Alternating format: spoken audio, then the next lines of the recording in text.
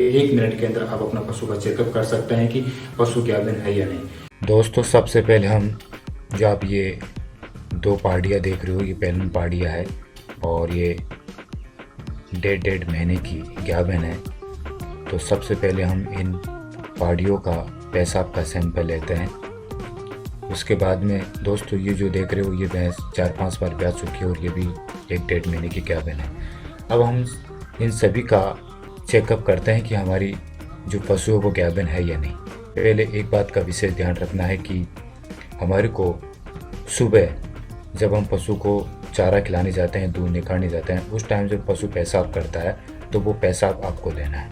उसके बाद में उस पेशाब को लेके और फिर हम उसका चेकअप कर सकते हैं। तो सबसे पहले हम पेशाब लेते हैं किसी एक कटोरी में।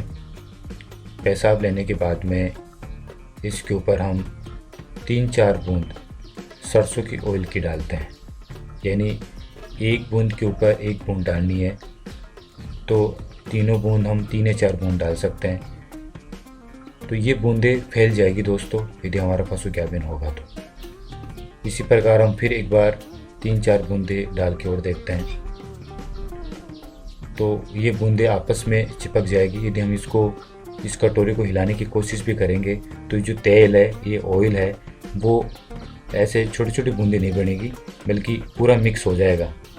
यानी जो 3-4 बूंदें अपने डालिए, एक बार फिर हम डाल के और देखते हैं। तो ये देख लो भी फैल रहा है, इसका मतलब हमारा पशु गाभिन है। चलो हम दूसरा सैंपल और देखते हैं। अब हम दूसरे पशु का चेकअप करने जा रहे हैं। इसकी वही प्रक्रिया है, पेशाब लेना है। पेशाब लेने के बाद उसमें सरसों की 3-4 बूंदें डालनी है। देखो एक पास में 1 बूंद और गिर गई है सरसों के ऑयल की।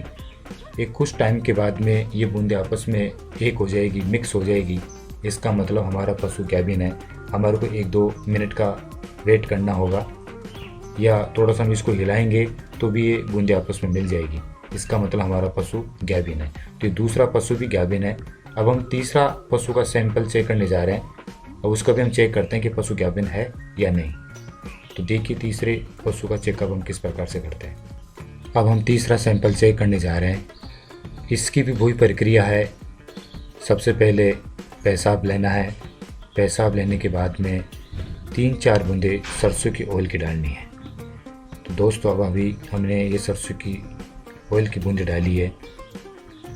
उसके बावजूद एक बार फिर हम डाल के देखते हैं 3-4 बूंदें। अब हम इनको धीरे धीरे इनका वेट करेंगे या फिर हिलाएंगे तो ये बूंदें आपस में या तो मिल जाएगी या फिर दूर दूर छोटी छोटी बूंदें बन जाएगी। यदि छोटी छोटी बूंदें बन रही है तो इसका मतलब हमारा पशु गाभिन नहीं है। तो दोस्त अभी आपके सामने ये देखो कि ये छोटी छोटी बूंदें बनती नज़र आ रही है। इसको यदि हम हिलाएंगे तो आपके सामने ऐसा रिजल्ट आएगा। तो दोस्तों एक बार फिर आप कंफ्यूज हो रहे होंगे, शायद ये एक सैंपल को हिला रहे हैं। अभी हम दोनों सैंपलों को हिला के देखेंगे, जो पशु गाभिन है और जो पशु गाभिन नहीं है। इनको खूब हिलाएंगे। जो पशु गाभिन है तो उसकी जो ऑयल की बूंदें हैं वो आपस में मिल जाएगी, छोटी छोटी बूंदें नहीं बनेगी। और जो पशु गाभिन नहीं है उसकी छोटी छोटी बूंदें बन जाएगी। अभी देखो आपके सामने 2 सैंपल है, एक में छोटी छोटी बूंदें बन रही है और एक में छोटी छोटी बूंदें नहीं बन रही है, एक में मिला हुआ है। इसका मतलब हमारा पशु गाभिन है। तो दोस्तों घर बैठे आसानी से इस तरीके से आप पशु का चेकअप कर सकते हैं। दोस्तों कुछ टाइम के लिए आपको कंफ्यूज जरूर लग रहा होगा, लेकिन एक बार आप अपने घर के अंदर प्रैक्टिकल करके देखोगे तो आपको बिल्कुल आप संतुष्ट हो जाएंगे।